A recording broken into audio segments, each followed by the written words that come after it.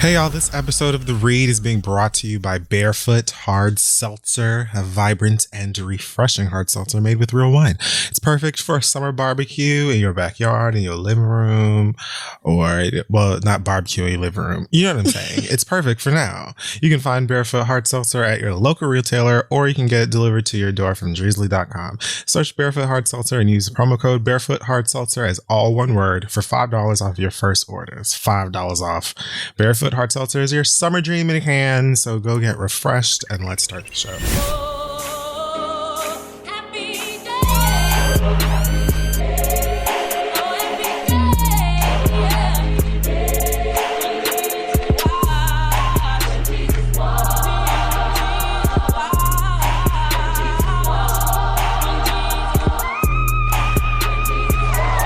Well, niggas and friends, welcome back yet again to another episode of Quarren Read, the Rona Files. Oh, I love that. Quarren Read. That's great. We should just start calling it that. I mean, because this is never going to end. This is actually the end of the world. I mean, you're probably not wrong. We're definitely never going back to the studio. So that's that. Oh, well. But anyways, welcome back, guys, listening. Gals, folks. Mm-hmm. This week in Black Excellence, we're giving it to, I realized I had a bottle in front of my mouth and that was probably going to do things to the audio. It probably was. Alrighty. So this week's Black Excellence is going to two Atlanta restaurants that some of y'all may know of. Maybe even some of y'all not from Atlanta. If you've ever heard of Slutty Vegan and or Big Dave's Cheesesteaks. So Pinky of Slutty Vegan. Hey, Pinky. Hey, girl. Hey, girl. Pinky and Derek Hayes, owners of Slutty Vegan and Big Dave's Cheesesteaks, actually linked up to do something amazing and impactful for Rayshard Brooks's family. They reached out to Tamika Miller, his widow, and hit her with a couple of blessings the Atlanta way, the ATL way. Yes. And this includes a life insurance policies for her and her kids, a new car to help the family get around and things like that, and scholarships for all four of the kids to attend Clark Atlanta. Beautiful. So I thought this was really sweet because I know that like these aren't people that are, I constantly hear about them, especially Pinky being involved in stuff like this. Yeah, Pinky stay with her pocketbook open. So that's pretty awesome. And it's also not surprising to read on Because of Them We Can that she says, we didn't want to talk about what she's dealing with, she being Ms. Miller. Mm-hmm. We just wanted to show her we got your back and we're going to support you. And if you need us, you can call on us in your brand new car. Oh, so, hon, I love that. I put the brand new car part on there. I don't want to confuse anybody. Fool. Anyways, shout out to them and their businesses and their kindness and things of that nature. I never people standing up. Yeah, I never heard of Big Dave's. I might have to check them out if I'm ever legally allowed to go back to Atlanta again. I haven't had it, but I've definitely heard numerous things about Big Dave's before. Okay. So yeah, shout out to them. Okay, so let's keep things going. As usual this week with our pop culture segment, Hot Tops, Sperms of Endearment. Let's start with... Oh, I'm disgusted. Last night was the 20th? Yep, it was the 20th. 20th BT Awards in America. Corona style. So this days. All right, let me reboot. It's all the same. And I'm back. So this year's BET Awards was hosted by Amanda Seales and obviously was quite different since niggas can't go nowhere. Right. So I was actually, did you watch any of it? I watched most of it, I believe, and it wasn't that bad, actually. I was pleasantly surprised. Me too. With how much I enjoyed it.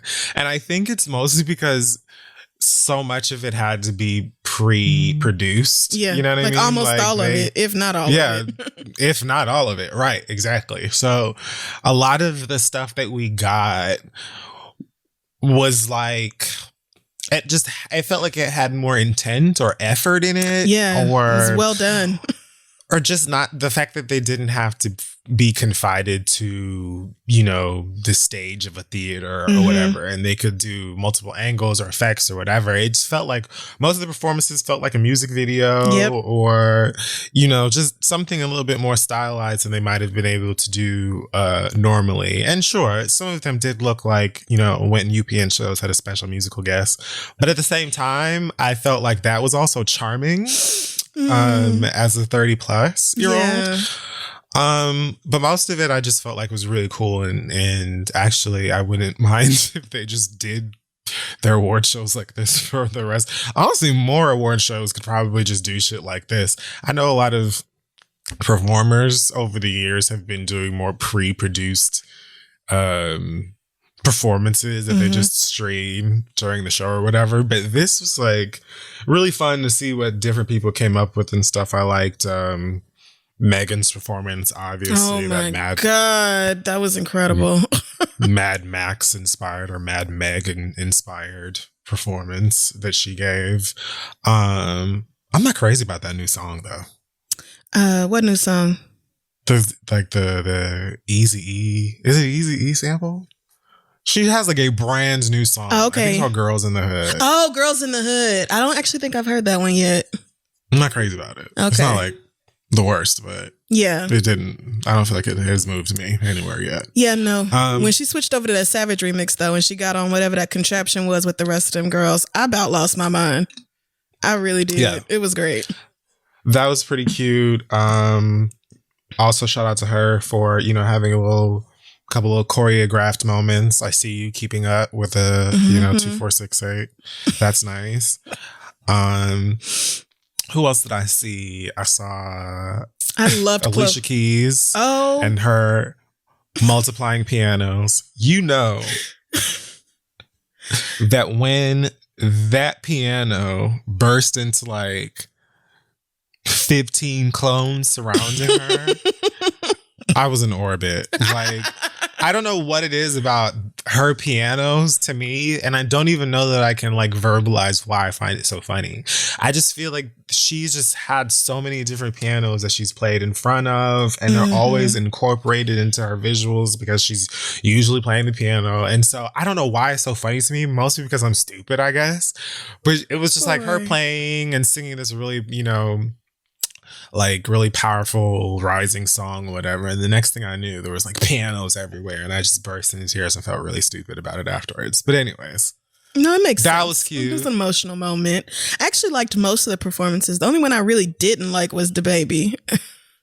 Oh, that was the one you didn't see it for? Well, that was, I mean, it was really the opening and the whole recreating George Floyd's death, where I was just like, okay, I actually do not need this at all. Like, I don't need this at all, my nigga. But I'll be honest with you, I scrubbed through most of that Baby Roddy Rich performance. Yeah. I mean, and I'm not, that Roddy Rich kid is fun and I want him to win, but I could have really done without DaBaby on the fucking concrete with somebody's knee on his damn neck. Like, I really could have done without that. But Chloe and Halle absolutely killed it. I fucking love that song. I love that they chose to do that song because it's so good. And the way they had them like battling each other basically in these two different outfits. Ugh. Oh, very Lose My Breath. Yes. Shout out to the tennis court. That tennis court is Times Person of the Year. It is putting in some fucking work. Well, Chloe and Halle could honestly just sit on a stool and sing, and I would be way past content. Like, they're fun. Summer Walker and Usher. Oh, I missed that. Let me tell you something. Usher Raymond. Let me just remind y'all that I do sing a little bit, you know. Like, I occasionally open my mouth and sing. That's something that I do. Summer Walker is like a mystery to me. I feel like she like loves music and hates us. Yeah. Oh no, that's not a mystery. That's absolutely true. Like Summer Walker, I think, is the type who's like, yeah, I love to sing, but the whole industry and what's expected out of me, y'all can keep all of that. So yeah, like I don't want to sing for y'all. Right. Like, I want to go back to singing in the bathroom. Right. But I could, if I didn't have to ever see or speak to y'all, that. And I feel like that's why I like her. Like, she be singing her own songs like she hates them.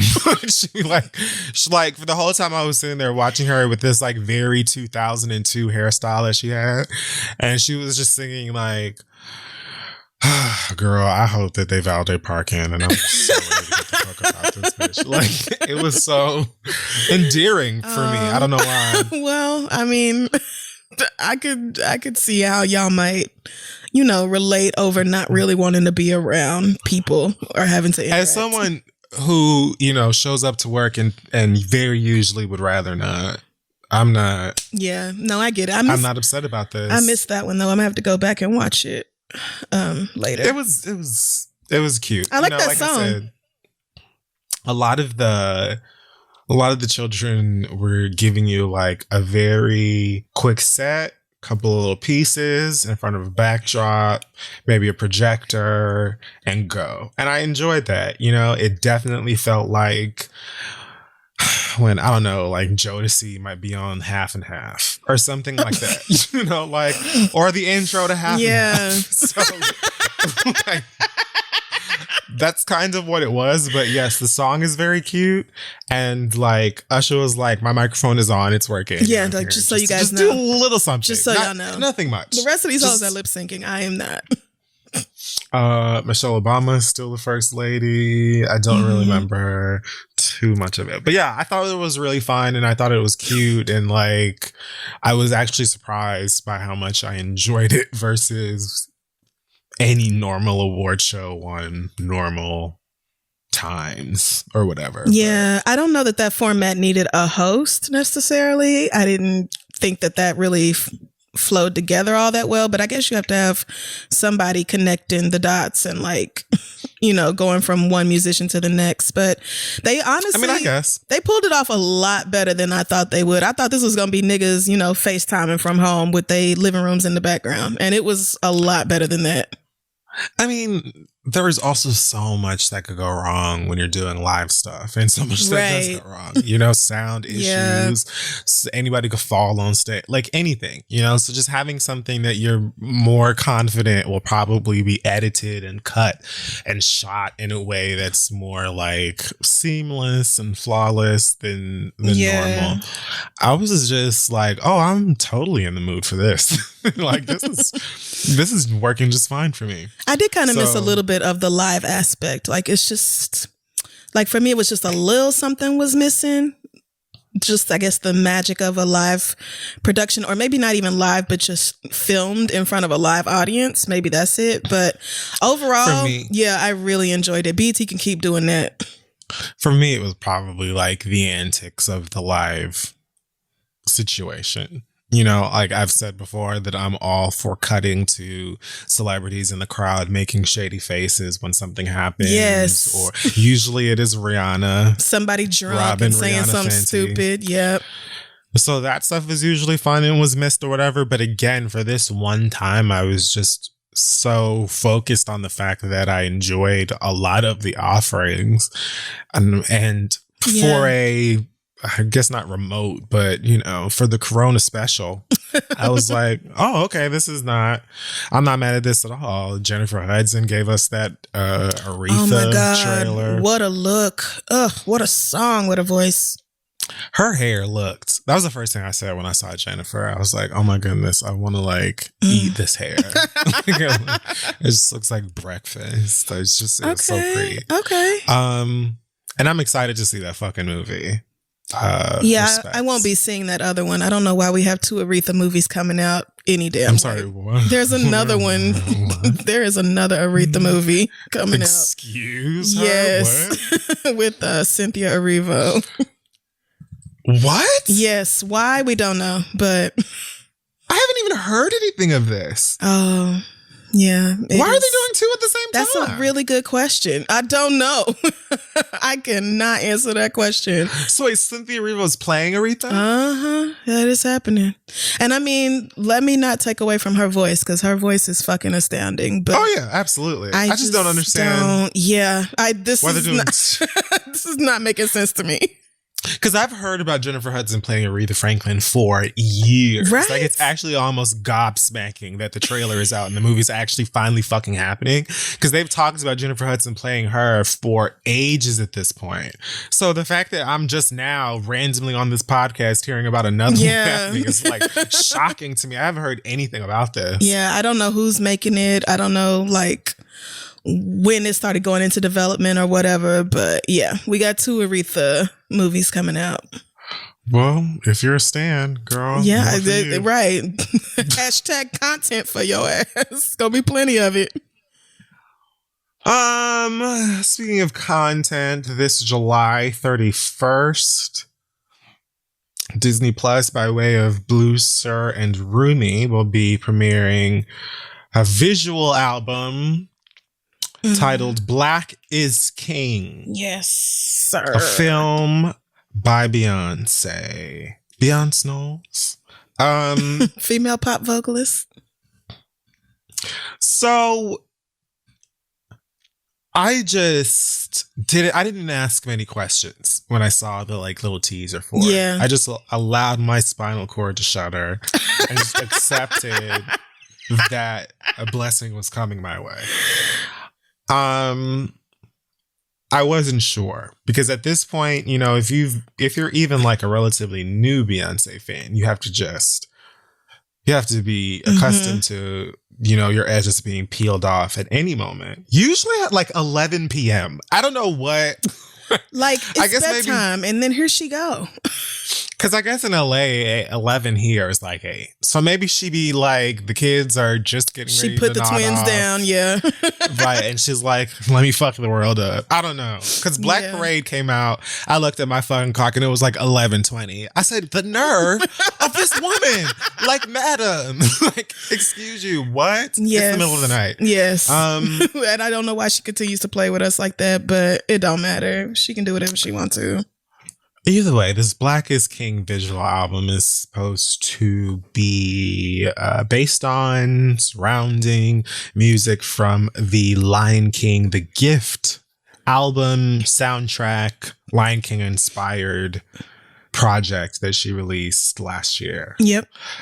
According to a Parkwood release, it says, the visual album from Beyonce reimagines the lessons of the Lion King for today's young kings and queens in search of their own crowns.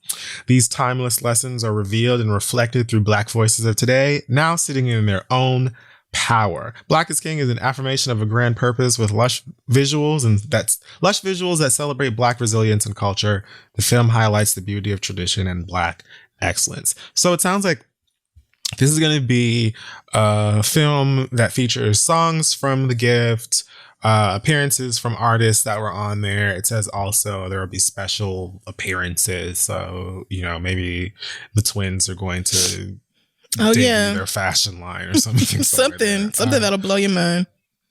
And I'm assuming there's probably also going to be a Black Parade visual, which would explain a bit more as to how she decided to just decapitate us with that release. Yeah, that trailer fucked me up. I fucking loved it. I was immediately excited. Like, it's just gorgeous. Did you see her Instagram post where she wrote that long ass caption? And I was like, wait a minute, this is like more than all the words she gave us all of last year. And she acknowledged that first, like, I know you bitches ain't used to me posting these many words, if at all posting words. Yes, I'm actually going to speak to you this time. Right. And so, you know, reading through it, I was just like even more excited to see it. I'm glad that it's coming out on such a huge ass platform. Like, I don't think it gets much bigger worldwide than Disney Plus. So I think she has like a new Disney deal too. You know, I wouldn't be surprised if it was all tied into the Lion King thing. But yeah, I'm excited to see what she does. I know people are like ready to pounce or drag or be mad for whatever reason. And I just didn't see nothing in the trailer that pissed me off. So I'm going to wait and see what my queen has put together because I am consistently blown away by her ass. I just saw like a shot of like some meteors containing excellent Black people, like just streaming down into the planet's surface, meteors just striking the earth behind Beyonce and stuff like that. And that's what got me. I was like, honey, give me a little sci-fi tinge. Cause you know what, Beyonce, I'll take it. Like, I want to see this young king be guided by his ancestors. I need some ancestral guidance my own damn self. So listen, give me all of that. Hear my whine. Please, y'all see me down here struggling. Just appreciate. So yeah. Speaking of Beyonce, the stands kind of got into formation around a Britney Spears post. What? Britney posted a photo on her Instagram. It says, "To all my fans who call me Queen Bee, I believe this would be more accurate." And it's literally a picture of like, it's a picture some artist made of a golden bee with a little golden crown on it. And she put two little golden bee emojis behind it. So then this started this whole fucking conversation about the queen bee and who is more deserving of the title between Beyonce, Britney Spears, and Lil Kim. And I'm just like, I looked at this conversation and I said to myself, I probably would have been like passionately involved in this 10 years ago. Oh my God. The fact that we both said 10. Like a decade ago, I probably would have been on the front lines. I would have for my swarmed. Bitch, how dare you? But I mean, I just looked at this and was like, wow. And, you know, also, you know, bigger fish to fry. Yeah, I probably would have been, you know, just typing very, very fast and very angrily at Miss Spears a decade or so ago. But there's bigger shit going on in the world. And Britney has a very long career as well. Plenty of fans and worldwide notoriety and all that. So, you know, fine, girl, I guess. And unlike the Lil Kim argument, no shade, Britney's name starts with B. So, like, fine. Yeah, there is also that. And, like, I've never had an issue with the Lil Kim Queen Bee thing. I've never understood why there needed to be, like, a divide or any sort of angst between her and Beyonce over the title, especially since none of them are actual royalty. And it's just a nickname we gave y'all because you're awesome. So, like, I don't see the big deal. But, yeah, definitely in this, it was like, if it were many other people, I would have called shade. But Britney Spears later posted a video where she's dancing like a 4-year-old that was a caterpillar in another life. Oh, Lord. And I was just like, oh, bless her heart, she's so cute. Like, she doesn't mean no harm. Britney's just having a good time and talking to people that love her. Like, you know, I really don't think she is, you know, trying to be malicious in any way. And it's true that her fans do call her Queen Bee. So, you know, it just is what it is. I'll never forget when she danced to Brown Skin by India.Arie. Just every time you say Britney Spears, every time her name comes up, that's what I think about. What the fuck did you just say to me? You didn't see that video of Britney Spears dancing to Brown Skin with her man? Talking about, I can't tell where yours begins. I'm Googling. Nigga, when I tell you I fucking screamed, that is high quality content. Yes, find it. Britney Spears and boyfriend Sam. I don't know how to say his last name. Dancing with her shirtless boyfriend to steam up your screen. Some days you just got to dance. This was a couple of years ago. Gosh. Wow. Brittany, tell me you deleted this tweet. She did not. She did not. She sure didn't. Yeah, I was going to say you need the link because I found it. No, I got it right here. Damn, her man is fine. Why are they dancing so fast? He is fine. Go off, Brittany. Well, hold on. Brittany, start it over. Brittany.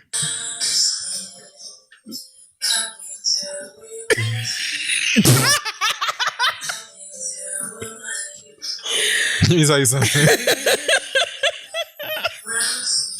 How can you not love it? I'll dance to whatever the fuck this nigga want to dance to. First of all, let's just let that sit. Brittany, I'm not even upset. Okay, that's valid. Further, why was she dancing like Waldo on Family Matters? Like, it wasn't called for all that. Brittany just lets the vibe take over, and she just does whatever is moving her. Okay, she don't give a fuck about all that extra. Them knees went out, and she stopped giving a shit. So let her move. However the beat moves her. But that shit is just something so funny about white people dancing to a song that says, I can't tell where your brown skin ends and mine begins. Like, oh. Because it doesn't. Right. It doesn't begin or like, end neither one anywhere. of y'all are brown, but okay. I mean. Whatever. Sure.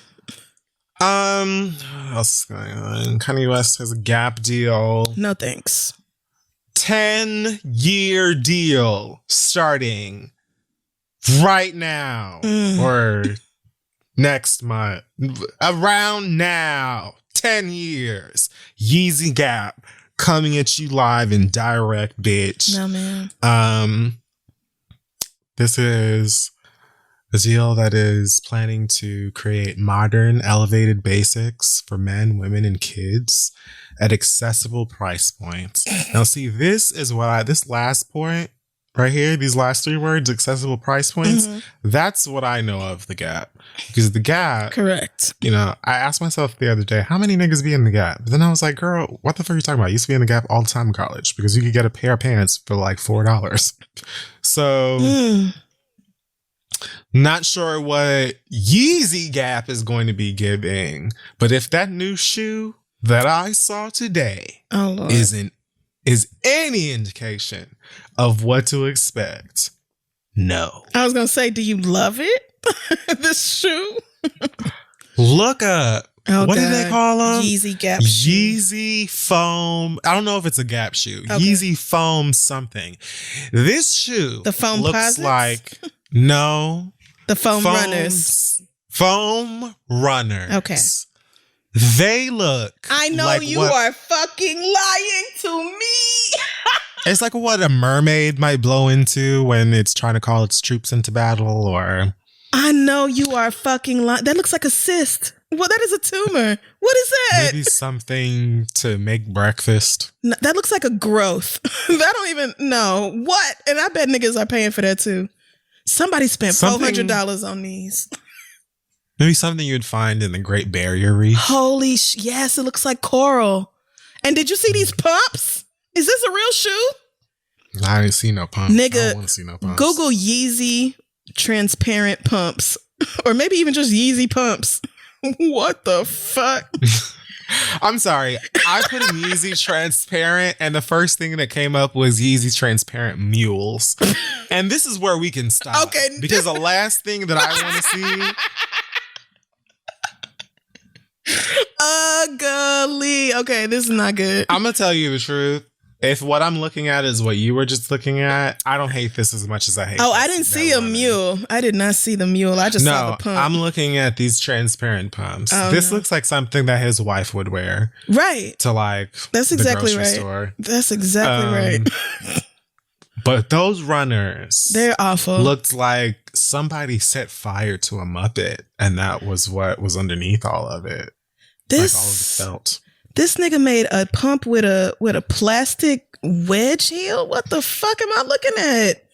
See, you know, live on Sundays. I applaud Northwest for brokering the deal. I'm sure she handles Kanye and Kim same way Blue handles her parents. So, you know, yeah, hats off to that young lady. But somebody's got her. I won't be going to the. First of all, where is the Gap even at anymore?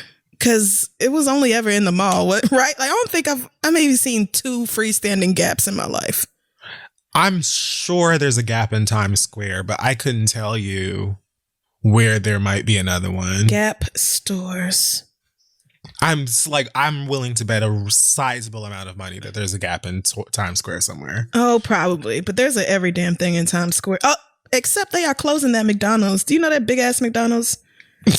Bye, girl. Good riddance. Right. Consider the deuce chucked. Goodbye. With your $15 plastic value meals. Girl, do you know in Oklahoma this same food is $6.15 and y'all talking about $13? They threw $3-4 on top of meals in Harlem that were not supposed to be as expensive as they were. I used to remember buying nuggets in college at the McDonald's right by me in Miami, and came up here. They talk about $11, $12, $13 for some nuggets. No. Get the fuck out of my face. Okay, I was wrong. There's a lot of gaps. I guess I just don't never see them, but yeah, I don't think I see them either. But I'm sure there's one in Times Square. There's probably one in downtown Brooklyn, and there's probably also another one somewhere at the Upper West Side. Yeah, there's quite a few actually scattered around the city, but you know, whatever. I'm sure niggas will be shopping online mainly anyway, and if it's the same ugly Yeezy shit but $300 cheaper, then y'all probably gonna buy it. So I'm ready to admit that something is decent or cute if I think it is. I feel like a lot of his stuff be like, I'm gonna do something real different. Or like, I'm gonna really fuck up this fucking shape. I'm gonna make this shit. I don't know. Yeah, that's probably his thought process. But I'm just completely unimpressed with Kanye West, and I just won't be supporting anything he produces. Sorry. T.I. will be a professor at Clark Atlanta University. Oh no! Coming this fall. Get a you refund. Heard that correct. Get a refund on your tuition, because the devil is a whole ass liar. Professor Tip Harris will be reporting for duty at Clark Atlanta to teach business of trap music. Oh, Christ Jesus. Oh, I almost had a heart attack. I thought you was going to say business management or something. I was going to be like, wait a fucking minute. Business of trap management? Shut up. Yes. No, it's not. He will be working alongside Dr. Melva K. Williams, who actually looks like she knows. I mean, yeah, her name is Doctor. That's an indicator. Okay, so he's not okay. So this is like how, you know, elementary school teachers be having that grown helper in the room. This is yes. He the helper. He not teaching shit. You're not gonna lie to me. It says on Billboard. Who refers to a business of trap music as an innovative undergraduate course that will mesh the history of trap music with the economics behind its meteoric rise to becoming a staple in 21st century hip hop. It also says here that the textbooks will actually just be the liner notes from Thug Motivation, as well as Full-Blooded Niggas by Ghetto Mafia. You're out of here. I'm a lot less alarmed at this now that I know a real professor is actually teaching the class, and T.I. will just be there to probably, you know, provide anecdotes and misuse big words. The flyer says Tip Harris plus Dr. Melva Williams. So this is a joint effort, okay? They're partners in the ways of business of trap. I'm expecting, you know, like day one, quarter brick, half a brick, whole brick, capital. Hey, nigga. Quarter pound, half a pound, whole pound. Okay, let's talk investment. Like, that's probably how they're going to open the lesson. Why is there a flyer for a class, though? I've never seen a club flyer made for a course that will be taught at a university. And I was going to say, Onyx has definitely used this graphic designer. Okay. This is the same damn template. Somebody at Magic City and Gladys Knights has used this graphic designer. I have seen this splash paint before somewhere. You hoes are not gonna fool me. I hear they're also going to have like a chemistry inspired lean mixology course. Oh, fun. Where you figure out how to make Dirty Sprite the best way, as well as how much to let a brick go for in your particular Woo, okay. Well, you know, if you're going to do this, then T.I. is probably as good a choice as any. But, you know, as much as I think this is a bit ridiculous, I'm sure this class is already full. if they've opened Oh, up yeah. and roll. I'm sure it already is full. So Oh, hell yeah. niggas can't wait for that. I mean, if I was at school anywhere and they had a business of trap music fucking course, I'm absolutely gonna fucking apply for it. Are you kidding me? A, that's like an easy pass. What? B, Okay, that's what I'm thinking. What is the test like for this? You got to write out lyrics. exactly. You got to calculate the cost of the weight. Speak about why 8 Ball and MJG mean so much to the culture. Correctly identify an 8-ball. I just, I definitely agree that it's probably going to be a full class, and it's probably also going to be like some dope shit to take away from it, probably by way of the actual PhD. And then you can also say that Clifford Harris was your teacher or whatever. But you could say that. Yeah, I mean, I'm sure the young people will love it. This is not for me, no damn way, but yeah, still expecting Dr. Williams to do most of the heavy lifting here. It's better than when like some white teacher who had a childhood friend named Jerome decides that they want to do this kind of course. No. That's when they come in and do like black outreach. You're like, oh no, leave me alone, sis. Take this right back. I would actually rather turn in my homework to T.I. Oh. As scary of a thought as that is. I actually take it back. And what if in-person classes are canceled? Is T.I. really gonna get up 2 or 3 times? Well, I mean, it's the same thing, I guess. But you're gonna Zoom every day with them kids. Right, that's what I was gonna say. Probably just like a masterclass.com style thing where you just gotta Dropbox the lesson for the day. Yeah, something like that. You're gonna log on to Blackboard and get it done. Well, good luck and good grades. As long as he don't have to talk about women's body parts, then he should be all right. I just don't see why we would need to. I don't see why we needed to know about his daughter's fucking hymen in the first place. But they're apparently, I guess they're either in that part of the what's that show called that he's on? The Family Hustle? Yeah. Family and Friends Hustle, I guess now. Oh, okay. They're, I think, currently covering the Deja incident on that show because I saw some clips of it and I just like felt bad for that girl all over again because it was like watching her in the situation, like you could tell that she was real fucked up by it, but also really used to those dynamics in her family. Just being like, that's how he is. And she just, and being like, he is a good dad, but, and I'm like, damn, so you still feel this need to like apologize for him or make it not seem that bad, but like also it's very clear that your feelings are hurt and you're super embarrassed, which is exactly how I thought she felt. So I saw them same clips and I was like, Deja, my heart continues to go out to you, girl, because the way this nigga had no problem spreading your vaginal business all over the internet is just, I would be mortified. So I get it, girl. Last but not least, you and this vape pen, your whole face disappeared. The whole thing. See, I don't be snitching on you. I don't tell nobody. Yes, you do.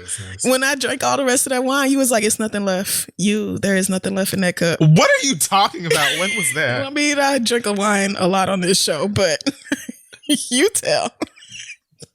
I feel like you just made that up. Okay. So Meek Mill and Trey Songz were going at it over supporting the community and making donations. Oh my God, I did see that. What the fuck? Are they still arguing? No, not anymore. Okay. This is the weirdest fucking thing. So, Trey Songz was participating in this Feed Your City challenge that I guess he said he was put on to this challenge by Pusha T and who else? Pusha T, Ricky Davis, Tony Draper.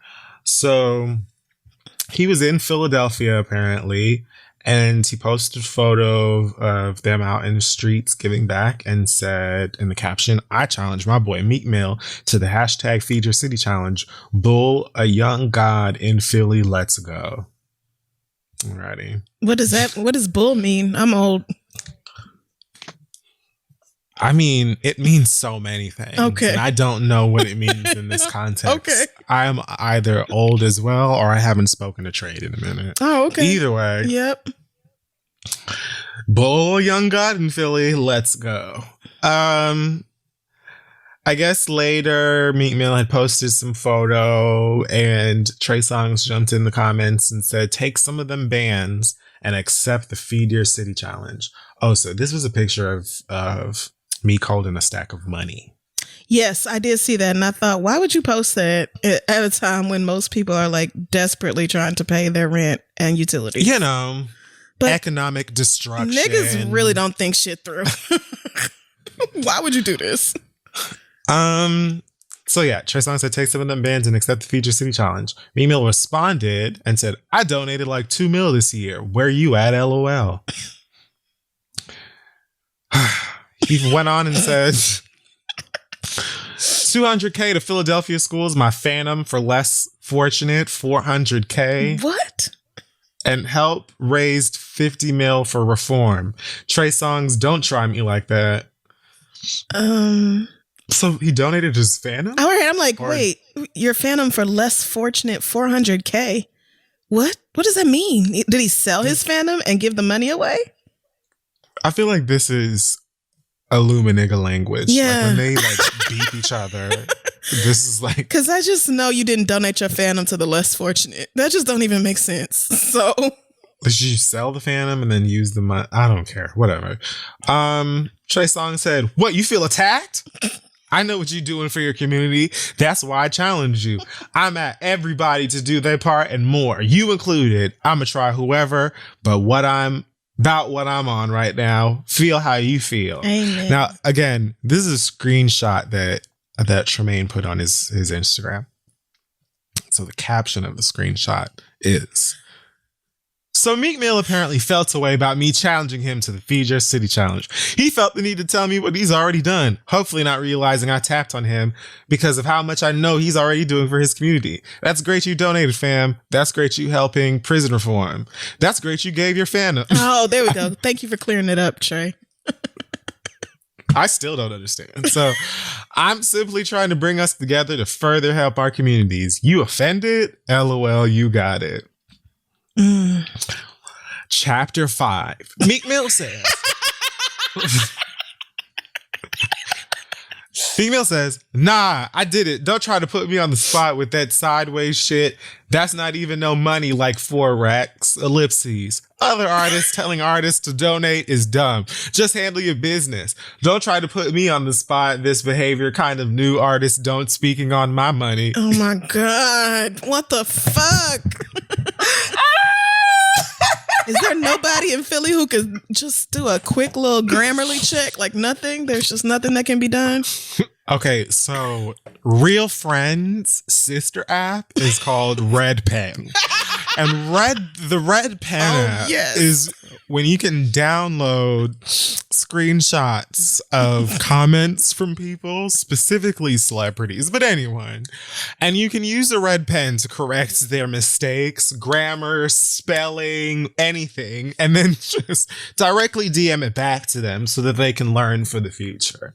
That's what we're also working on in my app development brain. Okay. Because this, halfway through, I don't know what we're talking about. Don't try to put me on the spot. This behavior kind of new artists don't speaking on my money. Could have kept this in the comments, bro. I just ain't feeling your comment. No big deal. Trey Songz said, I hit your phone. Both numbers I got and I sent a DM. It's a challenge, nigga. Same way I challenged Mustard, Fab, Trouble, and they all accepted. We ain't even supposed to be at no kind of odds about giving back. Shit goofy. I'd also like to just clarify that Sposta is spelled Sposta in Trey Songz' comment. Just in case you ever wanted to just say Sposta, but you weren't sure how we're spelling it. There you go. Thank you again, Trey. So it seems as though they ended kind of realizing that this was an unnecessary miscommunication, an unnecessarily public miscommunication.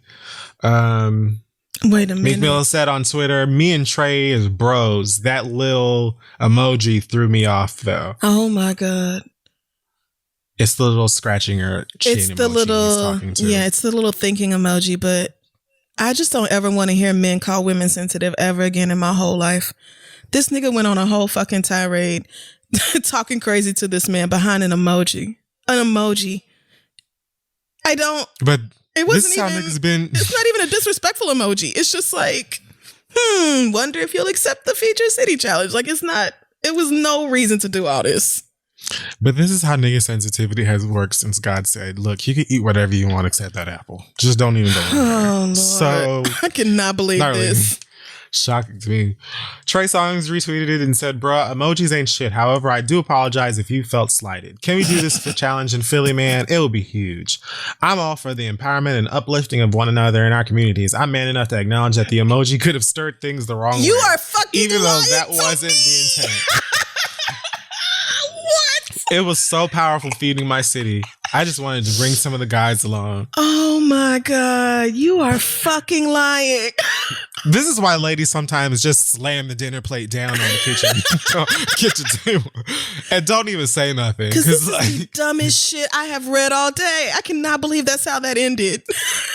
both of y'all are, seemingly working really hard to give back, to be involved, and that is commendable.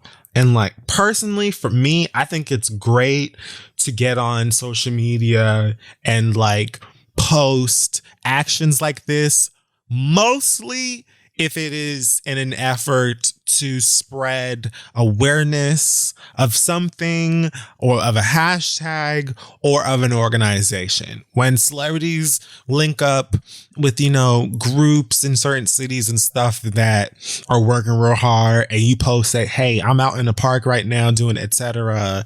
with such and such for kids in America," or whatever, then that's great. But there are also loads of people who are active and who donate and stuff and don't say anything to anybody. So I don't really see much need to be like, "Nah, girl, but you didn't donate over here though, girl." You know what I mean? Or make really any kind of assumption about what any of the fuck body is doing. But this to me was just like, how y'all went from being like, "Do my challenge," and then Trey Songz talking about, "Per my last Instagram comment, do my challenge," and then this nigga talking about "I donated $2 million this year and gave my fandom away." And I mean, okay. Like, I just feel like if you felt that strongly about it, like, "Oh, I do this and I'm steady giving back to the community and all that," then I probably just would have ignored his little challenge tag or whatever. Like, I just can't see myself being this pressed over somebody being like, "Hey, let's as rich niggas come together and do something for everybody else." Like, I just can't see me getting pressed over that. See, but he ignored his ass the first time. And then Trey jumped in his comments and was like, "Per my last post, But like, so when are you coming to feed the city, girl?" And that was going to be the first comment that anybody who scrolled past saw, because it's a celebrity who said it or whatever. But again, I agree. I could have easily just been like, and then if you're fed the city texting yesterday, bro. each other, Right. if you're texting each other and have one of those contacts, I would have absolutely hit this nigga up and been like, "If you don't get the fuck out of my goddamn comments with this hashtag, delete that shit, nigga, before I delete it for you." I don't wanna." But again, we're talking about doing something for people who have nothing. So like, come on, man. Well, folks, that's it for Hot Tops this week. Hope you enjoyed it. I did. What did we learn from this group? We learned that Corona award shows can be more fun than we'd expect. Yeah. That Britney Spears loves India Ari, has or had a fine-ass boyfriend, and dances for the hell of it. We also learned that Clifford is officially a school teacher. Nope. He's practically Dorothy Zbornak. And, sometimes we just need an app that helps us make corrections to our Instagram papers. Sometimes. Speaking of Dorothy's Borneck, did you see where Hulu took down that episode of the Golden Girls because they were wearing mud? We'll get to that. Oh, okay, amen. All right. Well, then let's take a break. Hey guys, this week's episode is coming to you by way of Honey. We all shop online. I shop a lot online. I'm willing to admit it. And because of that, Honey is actually a tool that I do not take for granted. It's basically something that sits up in the corner of my browser. I'm looking at it right now, in fact, and it manually searches for coupon codes for me. I don't have to do it myself. It's a browser extension, basically, that finds all the codes and applies them automatically to your shopping carts for some of your favorite websites. You don't even have to worry about it. You don't even got to be thinking about coupons. Honey is literally just like an extension that comes through and is like, hey, girl, did you know that this could be cheaper than it needed to be? It sure could, girl. And you're like, honey, I did not know that. And so it's all that you need. When you check out, the Honey button drops down and all you have to do is click on apply coupons. Wait a few seconds and Honey scans its database of all the working coupons for that site and you can just watch the prices drop. It's found over 17 million members and over $2 billion in savings. Honey supports over 30,000 different stores online, literally. Like I will just be on almost any websites I've never used before, websites I use all of the time, and it'll just be like, hey girl, heard of this one, don't worry, I got your back. So if you don't already have Honey, you should definitely get it right now because it's free. It doesn't cost you anything. Correct. It takes a couple of seconds to install, and that's all that you need. Free money going right back into your pocket. And by getting it, you'll be doing yourself a solid as well as supporting the podcast. So get Honey for free at joinhoney.com/theread. That's honey.com/theread. Go and save some money. Now let's get back to the show. Okay, so now we're back and it's time for your listener letters. Yes, it is. Send your questions to asktheread@gmail.com. We may read them aloud on the show. This week's listener letters are again brought to you by Royal Oils from Head and Shoulders. And we have a quick question first from Robert for you, friend. And it says, have you played The Last of Us Part 2 yet? And if so, are you Team Ellie or Team Abby? I have completed The Last of Us Part 2. Oh, you've completed it. Wow. It took me approximately 26 hours and 22 minutes. Damn. I love both characters. It's crazy because The Last of Us is like, it's one of these games that is very, like Naughty Dog, the company that makes it. Naughty Dog. Yeah, they also made like Crash Bandicoot and Jak and Daxter, Uncharted, and The Last of Us. Wow. And they're very like tapped into making these very cinematic experiences in their video games and stuff now. And this is, again, I mentioned it on a read maybe 2 weeks ago or so, because this was a video game how I said like some fans were mad about some story beats, like, you know, how some stuff plays out. And so they decided to just be completely transphobic, ridiculous, unnecessary assholes. Oh, right. And some of them are still behaving that way. But anyway, as far as the question goes, without spoiling anything, I can't say that I'm Team Ellie or Abby. I actually really like both characters. And I think that it's meant to make us think more than who's good or bad. I think both of the characters kind of had legitimate motives and stuff. And I think that for the most part, they did a good job in kind of setting the bounds or the stage for like why both characters are out for revenge or whatever. So I like both characters. I understand why so many people were pissed. I just wish that they would have expressed their pistivities in more productive ways rather than just being, SJWs ruin everything. Oh my God. I've never had sex in my life. So, I remember you talking about that too and being like, okay, nerds, like if y'all say so, crazy. But nerds are the worst sometimes.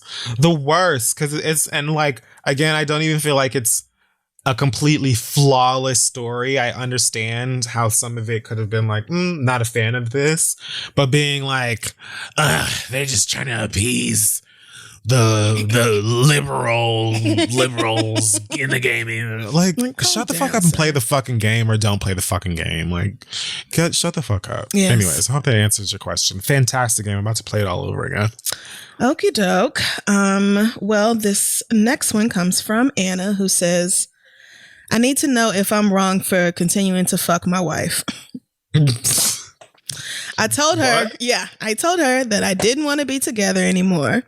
I've been staying out of town since COVID hit, and I told her this in person back in May. We have more problems than I care to try to fix. More importantly, I have never been in a space in my life where I was the only person who had access to my body. I needed to claim all of it. You know, I don't really know what that means. I guess she's always lived with parents or with a partner. So, yeah. Okay. Yeah. So she said, I needed to claim all of me for myself, and I couldn't do that and be married and a stepmom. Oh, go off. Your wife has kids. Oof. Okay.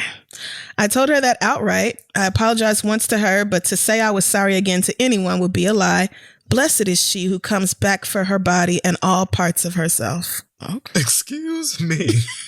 We are grown and we act like it, so this isn't the mess. We speak respectfully to one another and haven't had a fight or tense conversation since I told her I was going to head out.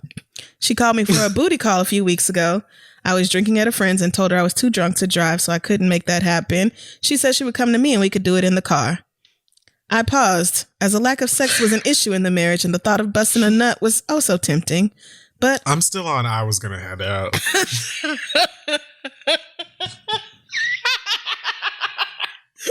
All right, I'm head out. Right.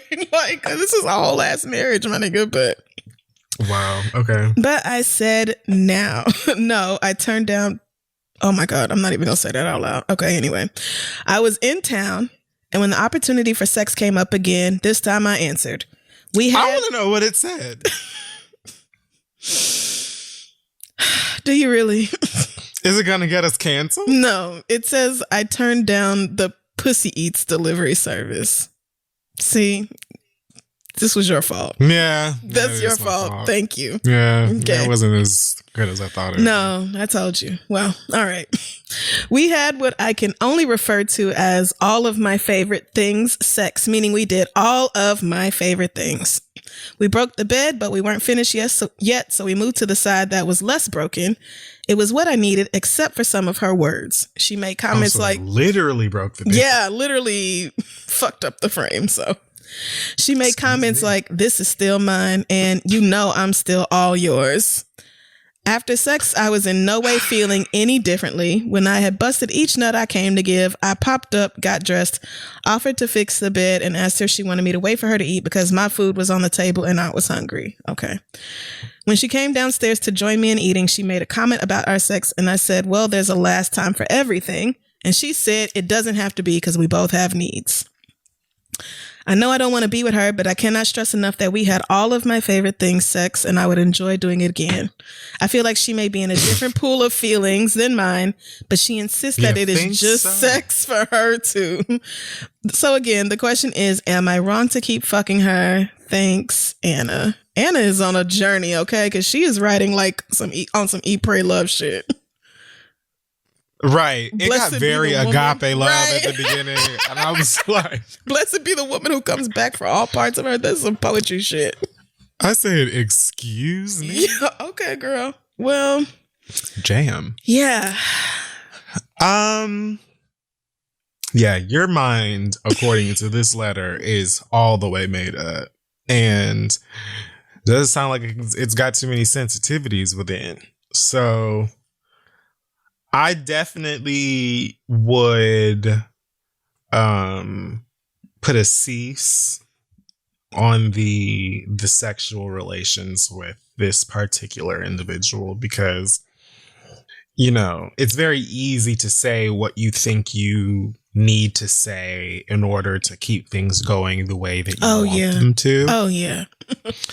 But like even the few things that you have wrote in this email make it clear to me that your wife still has significant feelings for you, would continue a relationship likely if the option was available to her. And there's just a very strong possibility that you continuing to mess around is just going to make things further complicated and messy and dramatic. And that's not going to be no fun for anybody, especially because I'm telling you niggas, if we're ever allowed to for real go back out and have a good time, just leave them. Just right there in the club. It's a solid wrap. Just say, it has been so great. Thank you for spending these quarantine times together with me. I have just enjoyed, all of our time together. Goodbye. So, I mean, that's separate though. Yeah. I definitely think you need to leave this chick alone because... Yeah, I guess. What did Brittany Griner do? All right, don't do that. Don't do that. Brittany Griner is a sensitive topic of conversation for me. I can't. Oh yeah, I won't handle that. But yeah, I agree.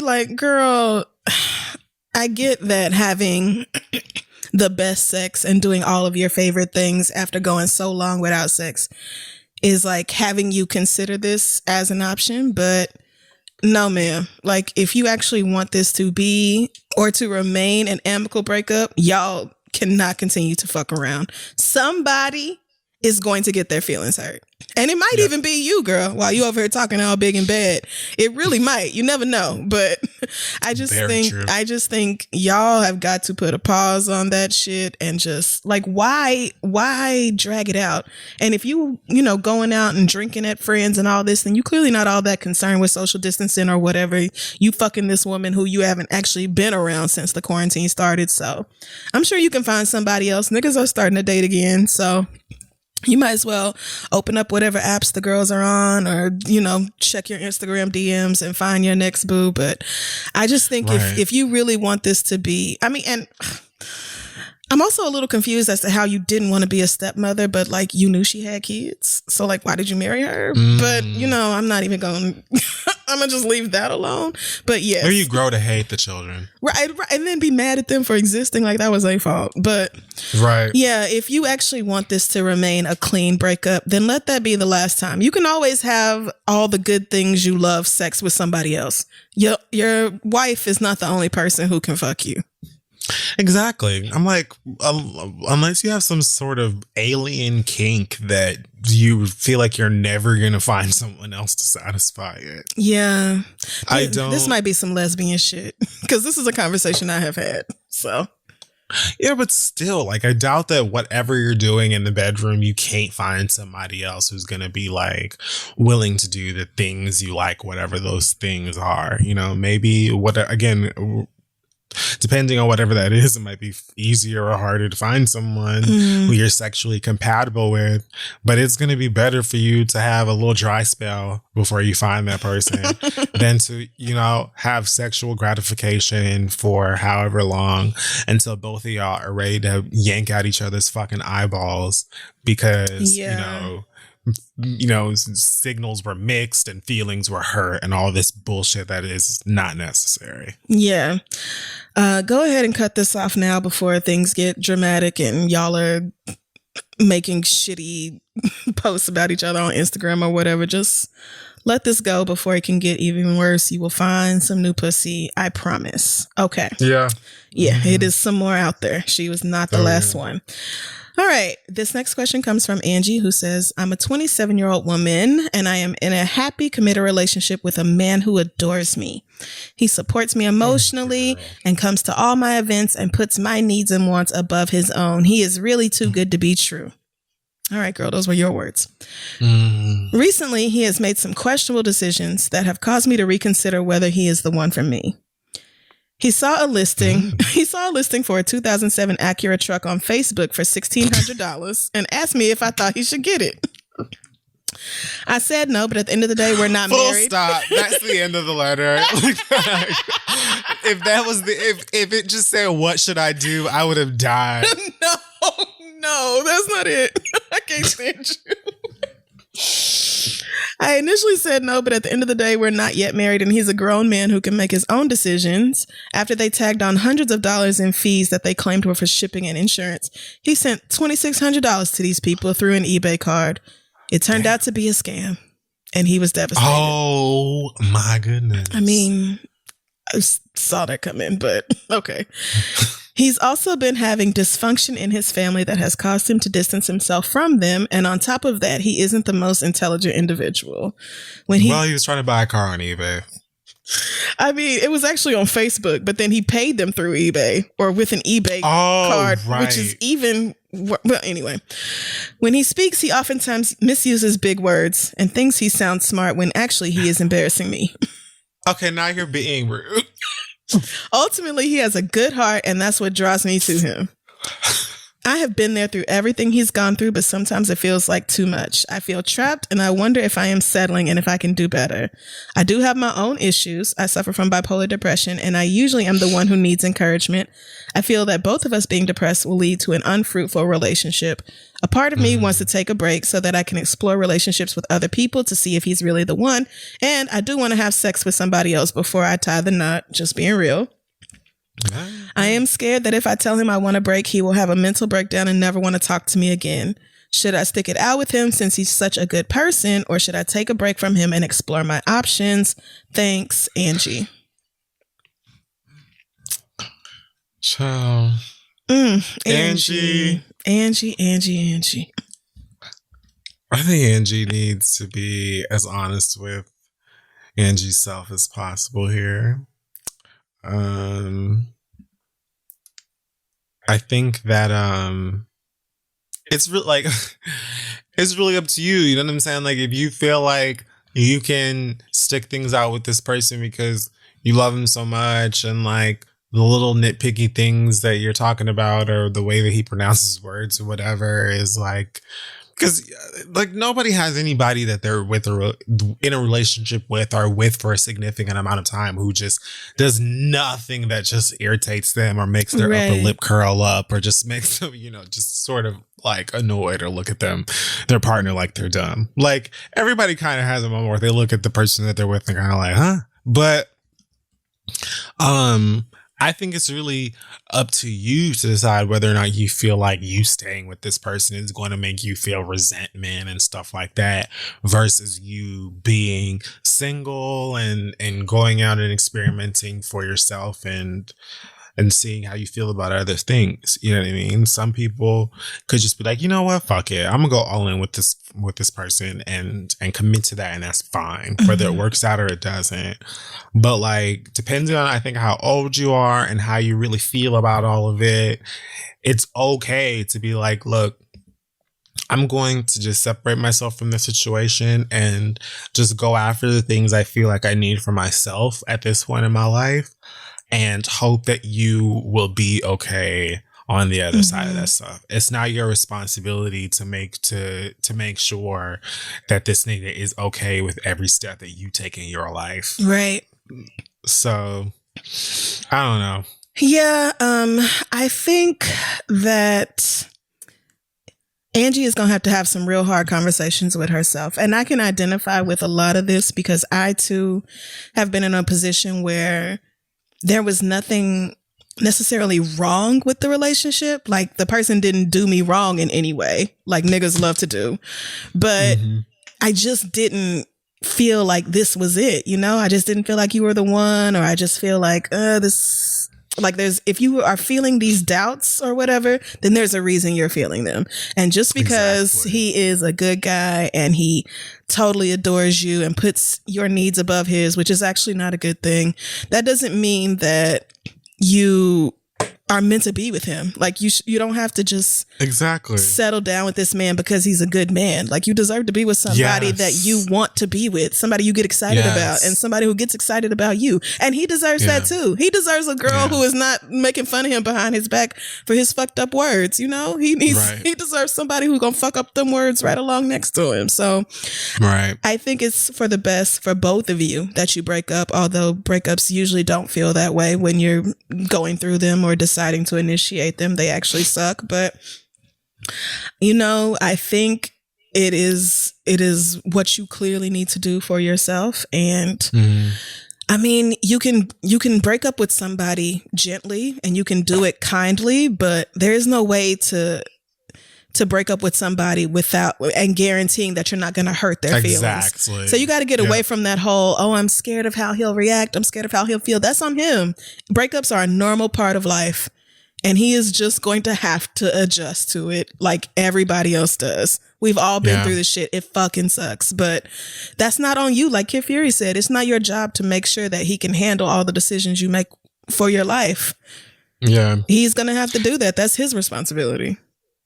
And I think that you bring up an excellent point, which is that it's totally okay to break up with good people. Yep. They just might not be good for you. Yeah. And that's 110% valid. It's actually worse to just string somebody that you consider good along because you don't know how to, or you feel like whatever else scared somebody better won't come along. Yep, all that. Right. Like it's not worth that shit at all, because it's not like, you know, whatever the issues are going to somehow magically disappear because you don't want them to be there. So yeah, like it doesn't have to just be someone that's completely trash or somebody that broke your heart or did you wrong that you broke up with.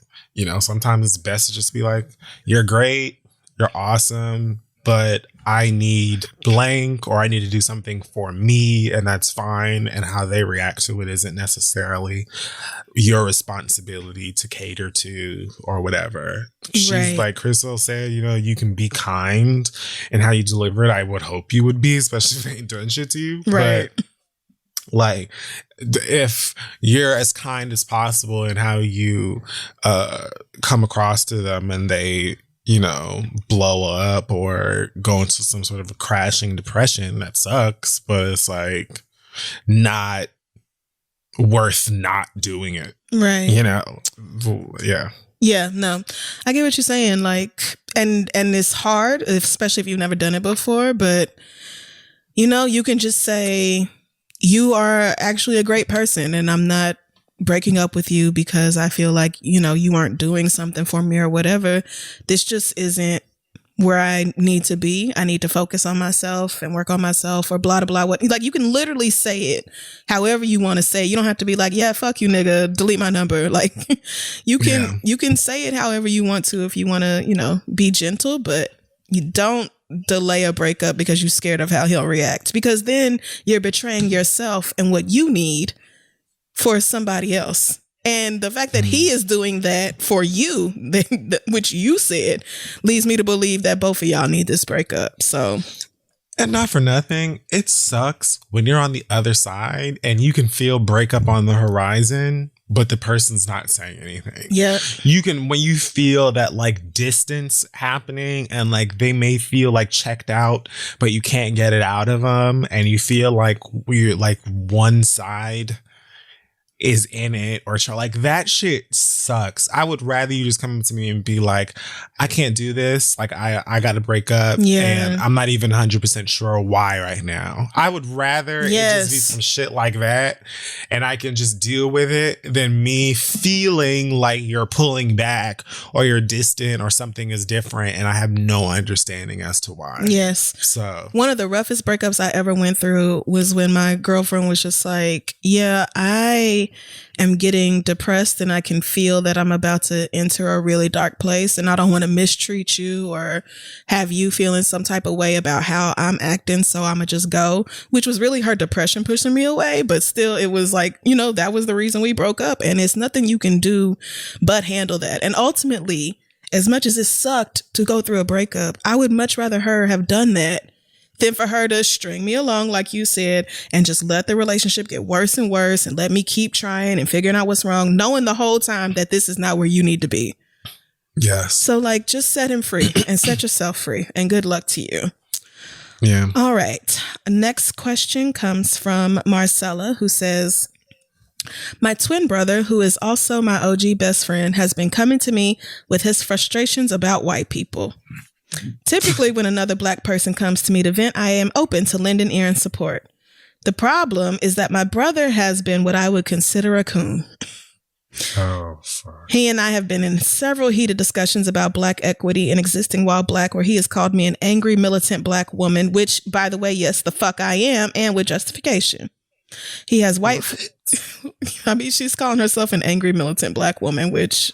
But her brother would call her that? Yeah, I don't know. But yeah, he has white friends that I can't understand for the life of me why they are his friends, because they make comments and jokes that aren't funny to anybody black. My brother even pulled a Kanye and voted for Trump. Sidebar, Kanye did not vote for Trump. He said if he would have voted, then he would have voted for Trump, but he didn't vote at all. So, but just so you know, her brother is part of that 5% of niggas that voted for Trump. So we are from a very diverse Midwestern town where we grew up with people from different races, heritage, and cultures. Our differences came when he remained in the Midwest to go to a small college, and I chose to go to a very large one on the East Coast. I think we developed our varying worldviews at that point, and I say all this to let you know that I am not tripping because most of his friends are white. I am tripping because this fool has gotten it in his head that he is on the same playing field as them. Unfortunately, the world sees him and them very differently. Yes. Mm-hmm. Recently, my brother is finding that some of his friends are really not his friends, and I dare say he is realizing that he is the token nigga amongst his group. With white people getting extra bold with expressing their real feelings, he has found out that a couple of his friends are low-key racist, and now he is dealing with walking away from people that he genuinely cares about. I do feel like the situation with his friends has sort of lifted an Oreo-inspired veil from his eyes. Over the past couple of weeks, he has started to reach out to vent his frustrations and get moral support from me. I am pretty protective of my brother, so I want to support him, but my petty side is screaming, oh, so now you remember that your black ass is black? It's getting to a point where I'm fighting myself from being short with him. I don't totally know if I should give him the tough talk or if I should just be quiet and allow him to whine about these Brad ass fuckers. But I feel like if I tell him how I really feel, he will fully shut down on me regarding anything else going on in his life. But it's pissing me off to sit back and listen when in the past he's called me angry and a hotep and other things. Please, a hotep coming from a coon. I wish the fuck you. I'd rather be a hotep than a coon. I mean, but anyway, please help me out. Despite this being a fissure in our relationship, he is my twin and my best friend, so I only want the best for him. Sincerely, Marcella. Yeesh. I would be disgusted. See, I don't have no niggas like this in my life. I don't know that I do either. I don't have not one nigga in my life that has acted like they don't know they black. I'm also very good at never speaking to somebody again. So I think it's good. Twin or no twin. It's also like possible that I've like, completely scrubbed people from my mind that I was just like, oh, that's what you're on? Okay, cool. Bye. Yeah.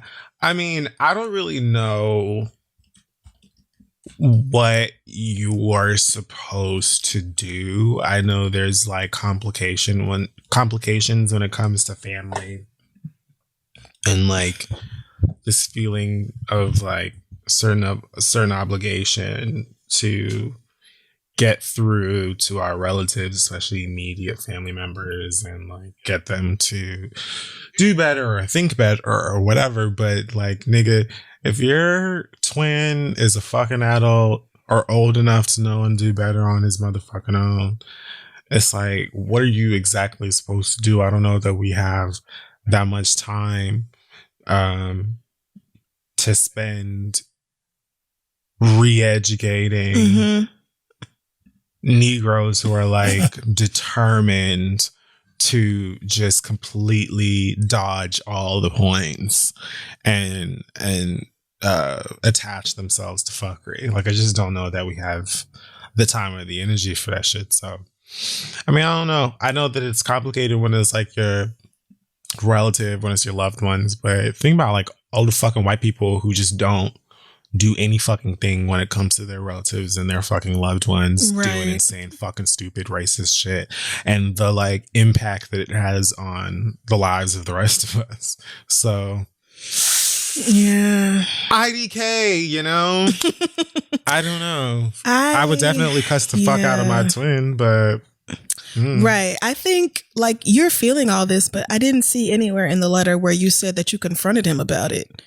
And I think a lot of your frustration would be alleviated if you were just like, it's mighty funny you coming to me now when I was all kinds of hope tetruses and, you know, you was just saying all sorts of rude and disrespectful shit about me, you know, 6 months ago. Like, oh, so now all of a sudden, like now you give a shit? Like, I don't think there's anything wrong with you actually saying something to him about it. And if he gets defensive and shuts down and doesn't want to talk to you anymore about his life because of that, then, I mean, your brother is a big ass fucking baby and he needs to grow up.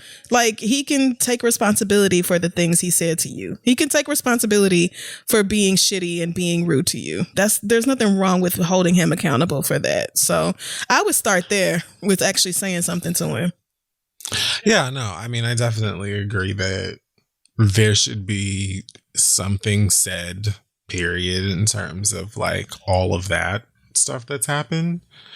I just don't think that you need to feel any sort of like obligation to be like, here, let me lead you down the path of all of the ways that you had not only me fucked up, but yourself. Like, I don't think, you know what I mean? And it's just like I'm noticing that there are so many like niggas as of late that have been so gleefully ignorant towards the Black experience that now all of a sudden are being like, oh, but girl, in the color of my skin, and I know why the caged bird sings. No, because and it's like, girl, okay, and I'd like to think that a lot of that stuff is genuine and will lead to something effective and real or whatever. But for me, it would be just like Crystal said, like, first of all, let's go over all of the ways that you had me fucked up. Yep, let's do that. Let's discuss all of that shit. And then like, maybe I'll email you a couple of links you should click on. Like, maybe. But like, girl, I don't want to hear none of that full shit. You had it all figured out and all, you know, understood before. Oh, you just knew. Yep.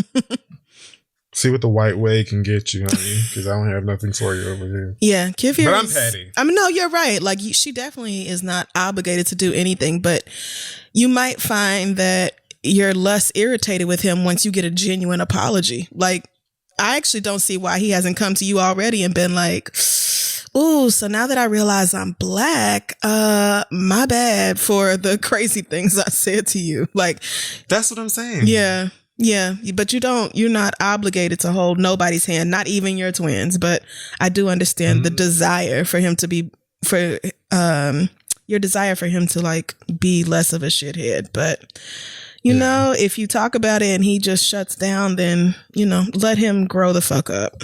He needs it. So one would hope that he would at least be ready to shut the fuck up and sit down for once and listen. Yeah. Tell him to run to one of his brat ass friends and see how they feel when he talks to them about that shit.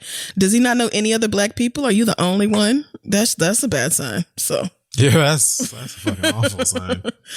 Oh, but yeah, good luck dealing with that. Do you want to do another one or you want to wrap it up there? I think my read's kind of short. It's up to you.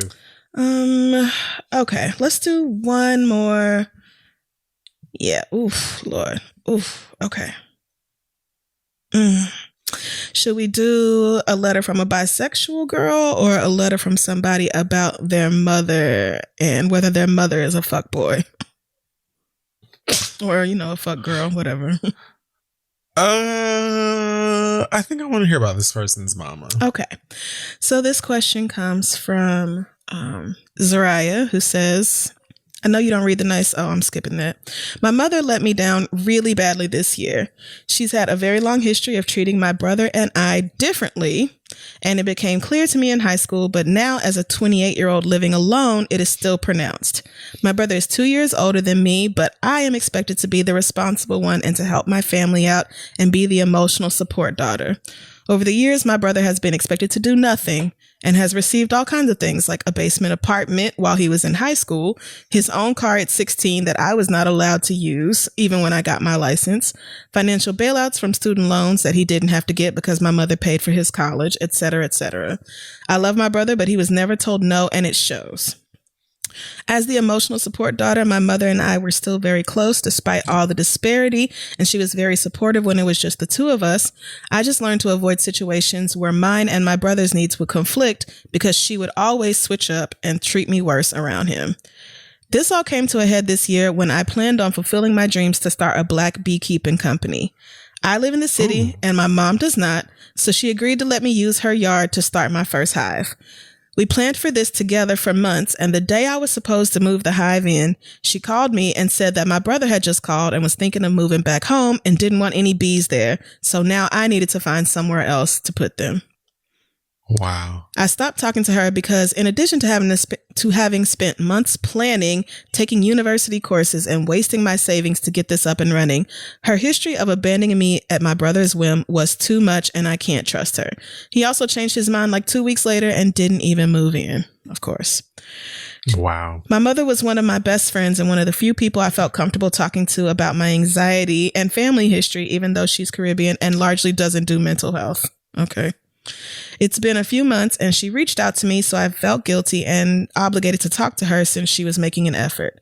When I met with her, she gaslit me the whole time and said she doesn't pick favorites. She talked about my upbringing and the bee failure like it was something that just happened to me and not something that she actively participated in. She refuses to be accountable for her actions, but insists she wants a relationship with me and says she misses me. I miss her too, but the way she treats me around my brother is damaging, and I feel anxious about our relationship. What should I do? I feel really depressed and alone, but I also want to honor my needs or standards for a relationship. Thanks, Zariah. So first thing I think that you should probably do is look into finding someone to speak to in terms of therapy. This is a complicated situation. It's rooted very deep into your existence and its ties to your mother and your older brother. So it's probably something that's going to have roots way back to like times before you even remembered, times you wouldn't think about, all kinds of shit. So I think that just like the nature of the situation calls for you to probably just try to talk to somebody and elaborate and have someone help you pick your brain over like, the relationship that you have and your perspective of the relationship that you have with your mom and brother. But also I think that it's just completely fair and okay to be like, I love you too. And I love my brother. But I also need to do what's best for me and what is healthiest for me. I don't know how affected you personally are about all the other shit that's going on in the world, but like right now is not the time for bullshit for me personally. So if you're anywhere near that wavelength, I just feel like you should understand and what I'm trying to tell you to convey to these people. Like I don't feel and again, I'm maybe being a little assuming here, but I'm thinking like saying like, if you don't feel safe and your feelings don't feel safe, your mentality, your trust or ability to trust, none of that stuff feels safe in the hands of your mom, especially when it comes to your brother. If there's no accountability there, if there's no like acknowledgement for anything that you're talking about, then it just leaves the wound open. And then you walking back into a situation with them out of, again, familial obligation, it's just going to open up the possibility for you to be hurt some way again. And then you're going to be further frustrated because you've let it go before and you've put it down, time and time again and all of that other stuff. So like, if you're going to stand up for yourself, you got to really stand up for yourself. You can't, be wavering because it's like, oh, well, it seems like they don't give a fuck, but they're my family. Like, no. Right. Fuck that. It just doesn't work that way. You got to do what's best for you. You don't do what's like best for everybody at the cost of your health and sanity. That just doesn't make any sense. Because you see, they not tiptoeing around or denying themselves to make you feel better. Nobody's doing that for you. So why are you doing that for them? I think if you brought up a really great point in that, once it gets to a point where they can't even acknowledge, your mother can't even acknowledge that she did something wrong, that's when you're setting yourself up to get your heart broken over and over again. And this has been going on all your life. Like, you're 28 years old, so this is not going to be something that's easy for you to just stop doing. It's not going to be, I mean, naturally you miss your mother. It's not going to be easy to be like, yeah, girl, we can't talk. But if you've tried to have this conversation with her and she basically made you feel like your feelings were a lie, then there's just nothing you can do with that woman at that point. Like, there's nothing you can do when you're saying, hey, you hurt me in these ways, and the person being like, that didn't happen to you. Like, okay, well then, girl, where are we supposed to go from there? So unfortunately, I can relate as, I mean, at least you're not the oldest. I'll say that. Like, you might be the oldest daughter, but I am the oldest and the only girl. And the standards were night and day, especially between my my youngest brother, the one who is way younger than me. And like, there have been plenty of times where my mother would call me about something stupid my brother's done and how he's stressing her out this way or that way. And I was just like, at first I would just listen and be like, damn, mama, that sucks, blah, blah, blah. And then eventually one day I was like, you know what, girl, I can't help you with this. You know why? Because if I had done even a 10th of this bullshit, I would have been all kinds of names. I would have been like, disowned or not spoken to. It would have been like, I'm bringing a shame upon you and your parenting skills. But like, now all of a sudden you got all this grace and you want me to be the empathetic ear? Like, no, ma'am, sorry, that's not happening. So you have to be able to say something to your mother and have that respected. It sounds to me like your feelings, the way you are, your experience is not being honored by her in any way. And I just don't think it's remotely healthy to force yourself to be in relationship with somebody who's going to keep showing you that your feelings don't really matter to them, regardless if that person is your mother or not. Like, you deserve better than that. If this was a relationship you was in, I would tell you the exact same thing. Just because it's your mama don't mean you have to take it. And I know that's hard for us. That's hard for us. Across the diaspora, Black people do not really fuck with that whole, you know, cutting my parents off thing. But it doesn't have to be a forever situation. It doesn't have to be like, ugh, fuck you, mom. Like, I'm never speaking to you again. And that's that. Like, you might do that, or you might say, you know what? Call me when you can be real with yourself about what I went through. Or call me when you can just listen to what I have to say instead of telling me that I'm wrong for it or that whatever happened to me was just blah, blah, blah. These are just things that happened and they didn't have nothing to do with my mother, who was magically in every last one of these scenarios. Like, call me when you pass that. But until then, I don't deserve to be hurt. You're hurt. Your feelings are fucking hurt, and they've been hurt over and over again all your life. You deserve to have somebody pay attention to that. Right. Okay, well, I think that is going to wrap it up for this week. Again, the listener letters were brought to you by Royal Oils from Head and Shoulders. The line makes it super easy to keep your hair and scalp moisturized and healthy. Find out why I love it so much. You can pick up all the products in the collection at Walmart stores and Walmart.com. Again, really do love that Royal Oils. And if you have a question, send it to ask3@gmail.com. Okay, let's take a break. Hey guys, this episode is being brought to you by Brooklinen. Do you know what feels better than making your bed every morning? The sheets that go on it. Go with Brooklinen, home of the internet's favorite sheets. Brooklinen was the first direct-to-consumer bedding company. They make all luxury products without the luxury markup. I don't know if you know anything about buying sheets. Mm-hmm. You know what I'm saying? Depending on folks listening out there, I'm sure many of you have had to buy sheets before. And so you already know. They're trying to find quote unquote luxury products. It just doesn't happen in the same sentence as low price. It just doesn't. Nope. With Brooklinen, you don't have to worry about that. Bundle sheets and bedding. Save bigger, including duvets, core sheet sets, and extra pillowcases. Brooklinen has over 50,000 5-star reviews and counting. Go check them out. Brooklinen sheets are the perfect place to start making your mornings great. Brooklinen is so confident in their product that all their bedding comes with a lifetime warranty, and you can get 10% off your first order and free shipping when you use the promo code THEREAD at brooklinen.com. Brooklinen is everything you need to live your most comfortable life. Yes, love them sheets. Love them. Now let's get back to the show. All right. So we're back. It's time now for the read. Yes, it is. Do you want me to go first or? I think I can. Okay. I don't have much. Yeah, I'm passing mine, so it's up to you. 2 quick things. 1.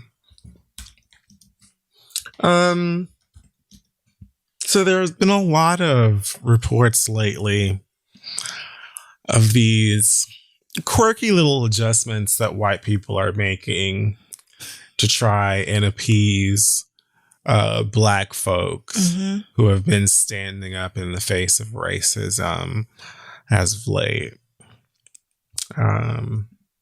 They are recasting the voice actors for numerous black characters on shows like Family Guy, The Simpsons, The Cleveland Show, Big Mouth. Crazy to me that all these white people were playing black people in the first place, but they're axing episodes of shows that may have featured racially insensitive moments, such as the episode of Golden Girls titled Mixed Blessing, where Michael Zbornak comes home with his black wife and his black fiance and her family. And the black family walks into the house at one point wherein Blanche and Rose have mud masks on their face, and it's like, woohoo, awkward. They've got brown mud on their faces. Yeah. And Rose makes a quirky comment like, oh, this is just mud on our faces. We're not black. Jimmy Kimmel and the other Jimmy have apologized for doing blackface. They're gutting out the Splash Mountain rides at Disney and changing them from their Brer Rabbit, Rare Bear essence into some sort of a Princess and the Frog themed ride. Yeah, even 30 Rock is pulling their blackface episodes. I would just love to know, this is cute, addressing some things. When are we going to arrest the police that murdered Breonna Taylor? Well, there it is. Y'all doing all this shit that we done motherfucking talked about and brought up for 30, 40, 50, 80 odd goddamn years. Except for the one motherfucking thing that we've been talking about for however many months at this point. Just arrest these murdering ass police. That's what we're talking about today. You talking about some motherfucking, oh, well, did you know that we're changing Splash Mountain? Bitch, first of all, let's just pull over on the Splash Mountain tip real quick. First of all, are you dead serious about this ride? Like, we're supposed to give a fuck that you're making it into a Princess and the Frog ride instead of what it currently is? Hey, niggas don't give a fuck about Princess and the Frog. Yes, it's great that our black children have an actual black African American ass Disney princess that they can get doll babies and shit of out of the Disney store. That's cute. Princess and the Frog, she was a fucking frog for 85% of the goddamn movie. It's never been a film that has been lifted up by the black community as some sort of a crowning achievement in Negro animation. Sure, it'll probably look nice because it's a Disney version of a New Orleans Bayou. But girl, nobody talked to you about this. Furthermore, I'm sure that numerous niggas have gone through Disney and their Imagineers department and said, hey girls, maybe we should change this motherfucking ride. Cause, Soup's racist. Also, pretty sure that nobody who has been on Splash Mountain has even seen Songs of the South in like 40 fucking years. Like, has anybody even heard of that goddamn movie since the 1960s? Probably not. So why even keep it? But you want to now change it into some other motherfucking shit that we ain't even... Arrest the police that killed Breonna Taylor. Do some actual motherfucking work. We're talking about black lives and how they matter just as much as any other one. And how you can't just walk into anybody's own goddamn house when they're in their bed and murder they motherfucker. motherfucking ass. Let's address that. You talking to us about some motherfucking bullshit that don't make no motherfucking difference. That Golden Girls joke is one of the most self-aware fucking jokes that one could tell about blackface. Blackface being offensive is why the joke was funny. So it's actually an insult to anybody with an intelligence to be like, oh, in light of what's going on, we're going to take this motherfucking bullshit down. How about you address the fact that the motherfuckers that killed Elijah McClain are on like desk duty rather than in motherfucking jail? How about that? Cause like what you're trying to hit us with don't make no motherfucking sense. Police out here choking and shooting and killing, beating the fuck out of innocent motherfucking black people. But you want to talk to us about fucking shows from the 1980s. Keep it. Are you dead ass? We've been talking about Breonna Taylor's killers for ever at this point, and they're just somewhere hanging out. But don't worry, because the Dixie Chicks are just call the Chicks now. Or like, what? Right. Bitch, if y'all hit me with one more of these motherfucking headlines addressing some old ass civil rights movement, Martin Luther King era ass bullshit that we have been talking about for ages, rather than what the fuck we talking about right now, I know something. Like, I'm gonna lose it. I'm gonna lose it. Y'all were like, niggas have talked about why we've watched y'all cast white people to voice black characters forever. This isn't something that has been going on in 2010s, 2000s, 90s. Like, this is something that has gone on forever, where you get some doofy black character and you get some doofy white person to voice their motherfucking ass. And then you act like you don't hear nobody when niggas say, hey, you could have easily given that role to a black person. Not to mention, like, you say, oh, well, we're going to recast these characters with actual black actors now. Like, you don't still need black people in the positions of power to actually direct and produce and do all of the other fucking things to animate and shit, so that you're not making offensive shit. Like, you're trying to just put little tiny band-aids over these gaping shotgun wounds, and you're looking at us like, all better now, right? The fuck no. It's sure not. It's sure not, bitch. It's sure not. Not at all. You're actually wasting time, energy, resources, and you're insulting our intelligence on top of that. So great that you feel like finally addressing all of this shit that niggas been talking about since like my great-great-grands were out here walking around kicking up dust. But that's not what the fuck we're talking about right now. Everywhere that you motherfucking go and turn your motherfucking eyes, you see people talking about the injustice behind these slain black people and how white people ain't doing shit about it. But you want to talk to me about the racism from the 80s and 90s and today. Girl. Fuck out of here. Jump. Just jump. Like, I feel like all this surface stuff, pulling these old TV shows and, you know, de Blasio putting a Black Lives Matter street in every borough or whatever. This is just shit y'all are doing, hoping that we will sit down and shut the fuck up. Hoping that we will let it go and it will all be swept under the rug again like it usually is. These are tiny little placeholders for actual change, actual justice that we actually need and deserve in this fucking country. So like, y'all pulling a 33-year-old episode of Golden Girls, that doesn't make me feel like America is doing better. It doesn't. It just doesn't. We have real problems. Like, are you fucking kidding me? There was yanking off Gone with the Wind and shit from streaming services like we didn't already know what the fuck. Like, girl, leave us alone about the racist media from your granddaddy's era. We're talking about a woman who just got killed. We're talking about a young man that was just murdered. We're talking about trans lives that were just fucking taken. Yes. You talking to me about some motherfucking media from 3, 4, 5 decades ago about a fucking ride that's older than like everybody I know.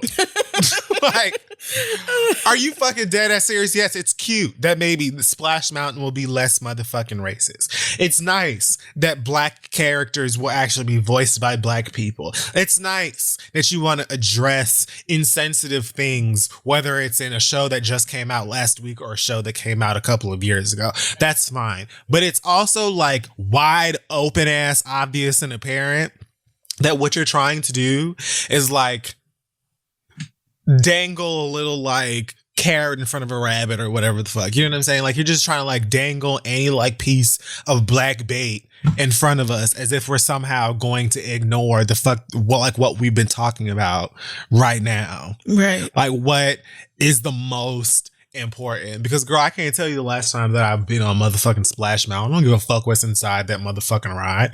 And like I said, most people who get on there don't even know anything about how motherfucking offensive that shit is or why. That's nice. Get to the real fucking work. Okay? Because if you keep killing us, ain't nobody gonna get on that ride in the first place. If you keep killing us, can't nobody stream your bullshit in the first motherfucking place. That stuff's irrelevant. Approach the real issues. Stand up to these white folk in front of your white face that refuse to let their racism go because they don't know how to be a human being without other human beings to stand on. Like, get to the actual action that needs to take place. Yes. Not just what fucking show we should take off of Hulu or Amazon Prime. You're wasting my time. Woo. Amen.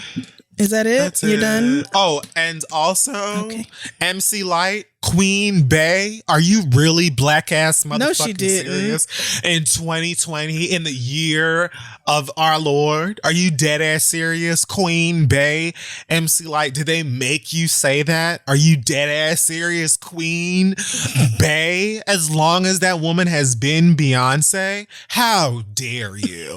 Between that and them mixing up which Willie Brown was dead on the BET Awards, it's a wonder I watched as much Oh as I my did. God, they did do that during the In Memoriam. Speaking of, that broke my heart to see Jazz's name and photo up there, like in the middle of that. I was just like, holy I was glad fuck. she was included. Yeah, I mean, I was glad she was included, but it's just like a reminder that, Yeah. somebody so talented is gone. And, but anyway, yes, I didn't even hear that. I had to watch the Beyonce part I don't know, maybe I went to sleep, but I had to watch the Beyonce part online. I didn't even hear that live. So what the fuck? She was like, and coming up, our one and only queen, or our reigning Queen Bey, or something like that. Fuck out of here. And I was like, I know that your black ass did not just say that. This is some very white shit, sis. On black entertainment television. What is going on? So Beyonce deserves an apology, but now I'm done. Okay. Well, I just have two quick things and then I'll be out. First of all, Breonna Taylor is not a joke. She's not a meme. She's not a cute little funny trending topic. She's not a TikTok template. All these things that you guys seem to think are cute and fun are not appropriate for talking about her death. And I understand that maybe y'all feel like anything to get it to trend or anything to get it shared or liked or reposted or retweeted. And, if it gets more people to care, then, how you get there doesn't really matter. But I personally feel like it absolutely does. I don't want to see Breonna Taylor's name stamped in very tiny font on nobody else's ass. I don't want to see it in no more memes about shit. I just don't. Yes, I don't. Maybe you haven't come across any of this, but more and more lately over the past week or so, I have seen these memes of people like just basically making, so the thing is, they're not necessarily making a joke out of her death, but they are talking about her death as if it is a joke. Like you're memeing this, you're turning this woman and the pain that her family is going through. Like this isn't that. Like, it doesn't have to be done that way. Please respect Breonna Taylor. Y'all didn't meme the fuck out of nobody else who was murdered by the police or anybody else. So please just leave that shit alone. If you can't talk about her without making it a joke or trying to trick people into giving a shit, then find another way to do it. But like, I'm over it and I hate it. Yeah, I have seen, I think at most, like some of those things where it's like a troll thread where they say something like, oh my God, all of the ways Beyonce's a terrible singer, a thread, and then it's actually links to like Ariana Breonna exposed Taylor quotations, stuff like that. And I'm like, Oh, okay. I'm like, Yeah, so I mean, I saw those and those didn't really bother me, but it's graduated now into memes, and that's when I'm like, okay, I'm putting my fucking foot down. This isn't a joke. This is real life, so please take it seriously. We don't even know the name of the officer who killed Tony McDade. We don't even know the name of that person. Like, this isn't, nothing about what's happening is a joke or funny, but anyway.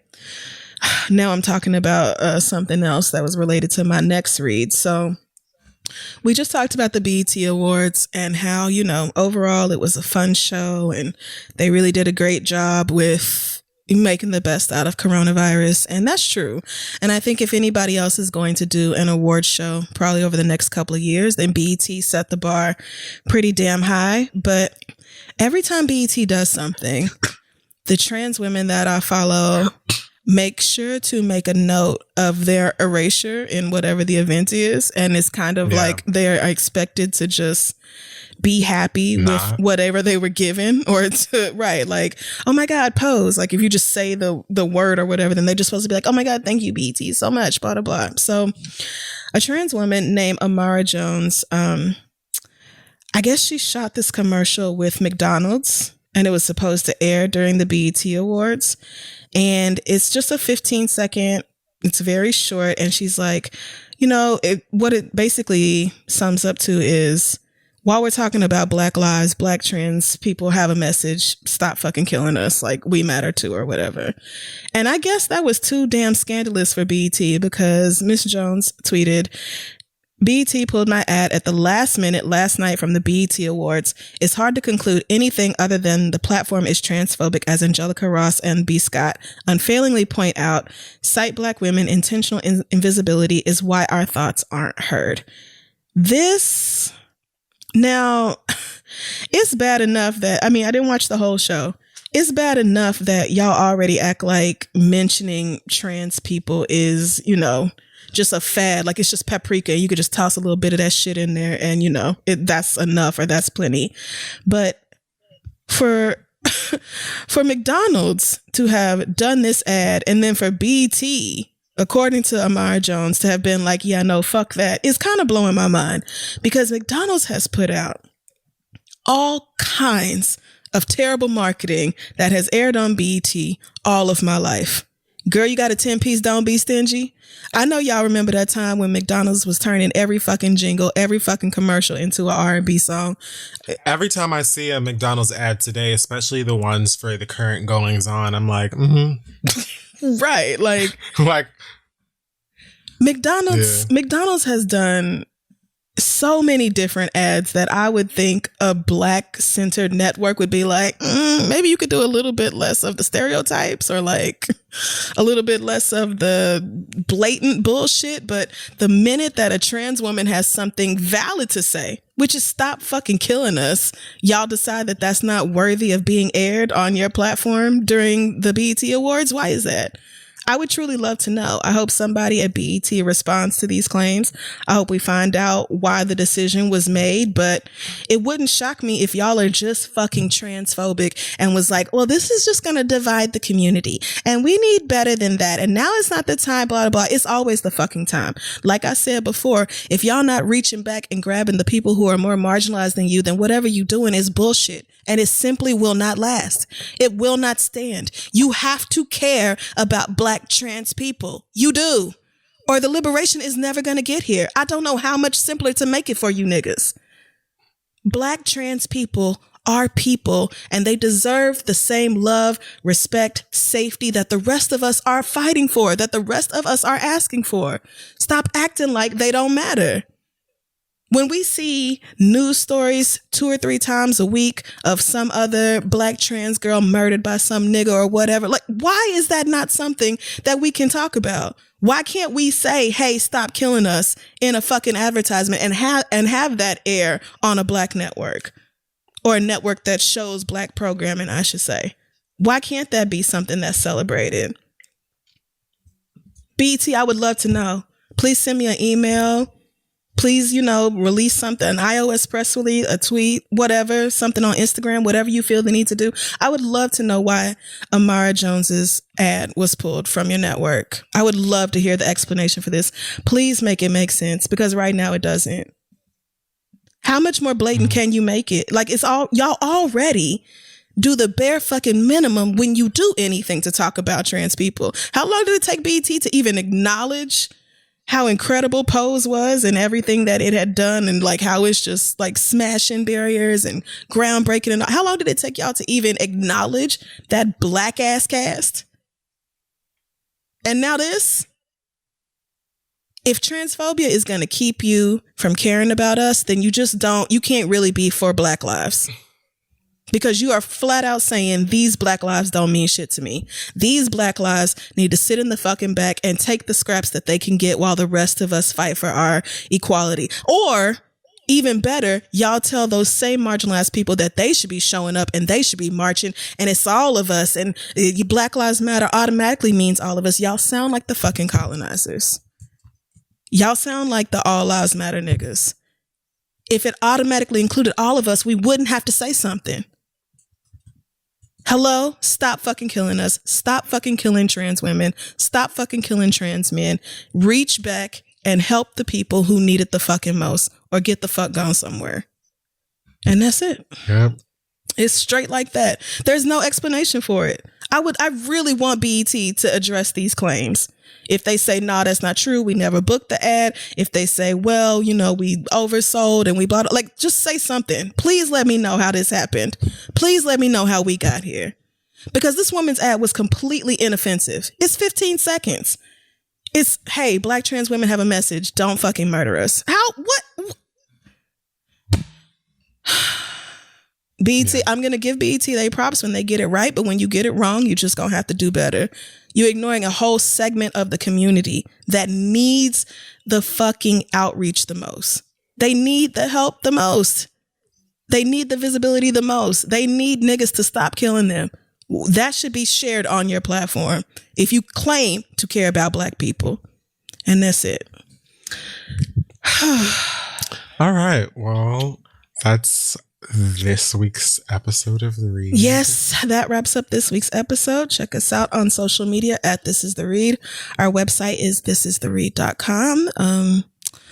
I can't think of any news because every day is the same. But friend, do you have anything before we get out of here? Yes. This week for me and my little things that made me smile, I call it a happy meal. It's 3 things that I found joyous. Okay, I love this. Week. 1, swimming's coming to Animal Crossing next month. That's right. You'll be able to go deep sea diving in the ocean in Animal Crossing. Finally. So that's pretty great. Also, my best friend's niece got a birthday cake for her 3rd birthday where she was a little superhero on the cake, and it was one of the cutest things I've ever seen because apparently Lily loves superheroes. So I'm already team her because I fucking love them too. Last but not least, yesterday I was playing with Link and she farted and I heard it and I thought it was funny. Not she farted. Because usually your dog farts and it's silent but deadly. But that time, oh no, I was playing around and I heard a little poo and I realized that she farted. And it's like the first time I've actually heard a dog fart, and it was hilarious. Did she give you a look like, oh my God, did you hear that? Or did she just go on? Yeah. She did? Yeah.